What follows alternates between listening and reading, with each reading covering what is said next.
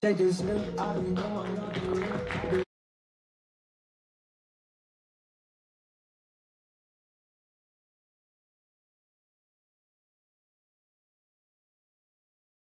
So she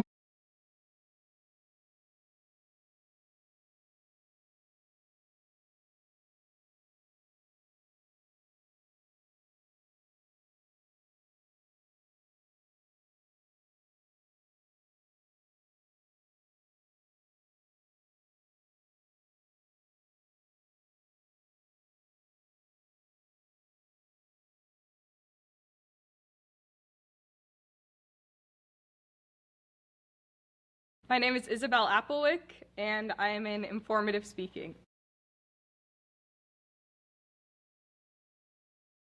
At the ripe age of 17, I'm sick of this maturity stuff. I have to hear about grocery prices and figure out what to do with this family heirloom. And my grandma makes me Folgers in the morning. Sorry, girl. The best part of waking up is not in that cup. So, when I finally got the chance to have a normal high school conversation about food, because what else, I learned something that ruined my childhood. Rabbits can't have carrots as a meal. It's a dessert to them. Which naturally got me thinking about my boy, Peter Rabbit. Ah! Yes, folks, this diva who rocks denim harder than anyone in an American Eagle campaign. If you somehow missed this childhood classic, Peter Rabbit sneaks into McGregor's garden to find some carrots and nearly gets turned into a pie, risking his life for a sweet treat. Honestly, same. Hunger is a lot to handle. BBC News shares that hunger significantly alters decision-making. Peter Rabbit risked his life for a carrot driven by hunger. In the human world, when access to food is made conditional, hunger becomes a weapon of control. According to the University of Connecticut, when an essential resource can be withheld to shape behavior, it becomes a tool of power. And right now, Feeding America shares that 48 million Americans are struggling to figure out where their next meal will come from. Not because food doesn't exist, but because, as Luis Silva says, hunger is actually the worst weapon of mass destruction.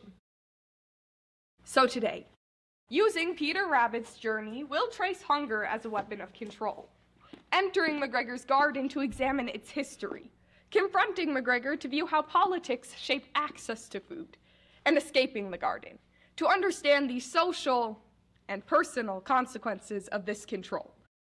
Before hopping into hunger as a weapon of control, let's understand what it does to the body.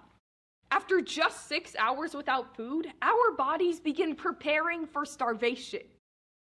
If deprivation continues, we enter deep ketosis, burning fat and muscle tissue, which creates glucose for the brain. While this comparison might look dramatic and kind of like an ink blot test, it's honest. When your body can't find food, it eats itself to survive. The 1944 Minnesota starvation experiment, a University of Minnesota study, showed participants obsessing over food, studying cookbooks, and dreaming about meals they couldn't have. 56 U.S. Secretary of State Henry Kissinger said, "Control oil and you control nations. Control food and you control the people." According to the Center for International Relations and Sustainable Development, hunger has long been used to dominate populations. Between 1853 and the early 1880s, the U.S. wild bison population dropped from 50 million to a few thousand, devastating Native Americans by eliminating their primary food source. Colonel Richard Dodge told a civilian, "Kill every buffalo you can. Every buffalo dead is an Indian gone." This was not an accident, but a deliberate strategy. The faces change, but the story remains the same. The International Association of Genocide Scholars teaches stories from Nazi Germany's hunger plan, hoarding food to starve Jews and Slavs, to food blockades in Gaza echoing the same imagery, to the Black Panthers. According to historian Nick Hyman, the night before the first meal was served for their free breakfast program in 1969, FBI agents and Chicago police claiming this program was a threat to national security broke into the church, urinated on, and mashed up all the food. Now, Peter Rabbit is already in the danger zone of McGregor's garden, facing obstacles like fences and a grumpy gardener. For us people, politics shape access to food. In 1993, Nobel Prize-winning economist Amartya Sen argued hunger isn't scarcity, but restricted access. And according to an Earth.org article from October 16th, 2025, 40% of US food goes to waste annually, while 1 in 7 Americans don't get a bite. This contrast backs Sen's claim. Success is shaped by policy, not availability. During the Great Depression, farmers produced surplus food that people couldn't afford. Animals were killed, crops burned, while families lined up at soup kitchens. America had a groundbreaking idea. If people are hungry and food exists, connect the two. Distribute surplus to the poor while still paying farmers, which would become the Supplemental Nutrition Assistance Program, or SNAP, a program that, according to Pew Research, in November 2025, 42 million Americans rely on. But destroying food didn't end during the Great Depression. According to ABC News, in July 2025, the U.S. State Department destroyed 500 tons of emergency food, enough to feed 1.5 million kids for a week. And in January of this year, NPR shared that the U.S. Department of Agriculture planned to withhold $129 million in agriculture grants from Minnesota over fraud investigations. U.S. Agriculture Secretary Brooke Rollins stated, "Enough is enough. No more handouts to thieves." In response, Congresswoman Betty McCollum said, "The Trump administration is using hunger and fear as weapons against Minnesotans." Spoiler alert! Peter Rabbit made it out of the garden, but he lost his jacket in the process. How is he supposed to go home? Because, let's be honest, nothing's scarier than explaining to your mom why you lied about your location.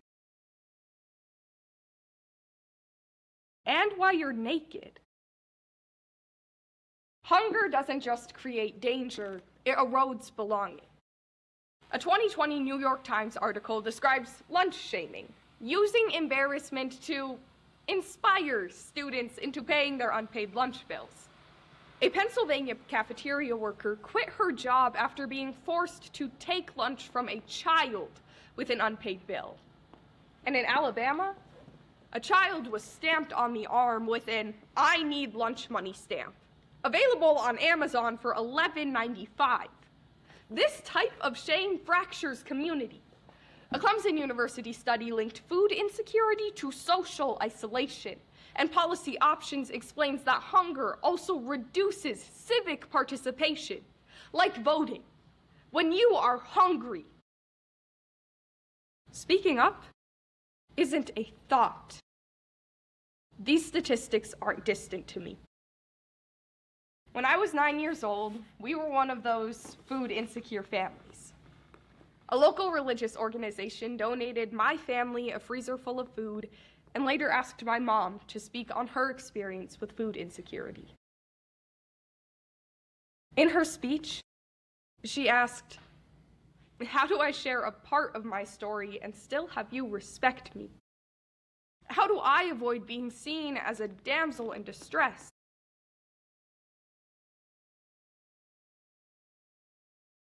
My mom's story is reflective of so many. However, history shows that when communities confront hunger together, it becomes a force for change. As Billy X. Jennings states after 50 years of the Black Panthers Free Breakfast program, feeding kids was the biggest, baddest thing we did. Today, we looked at how historically hunger has been used to dominate populations, how politically access to food continues to be controlled, and how socially hunger isolates and changes every part of a person's life. In the end, whether it's a rabbit in a garden or people across the world, hunger is a powerful force. But I'd like to think Peter Rabbit finally got that carrot. But not just one, a whole country crock of carrots.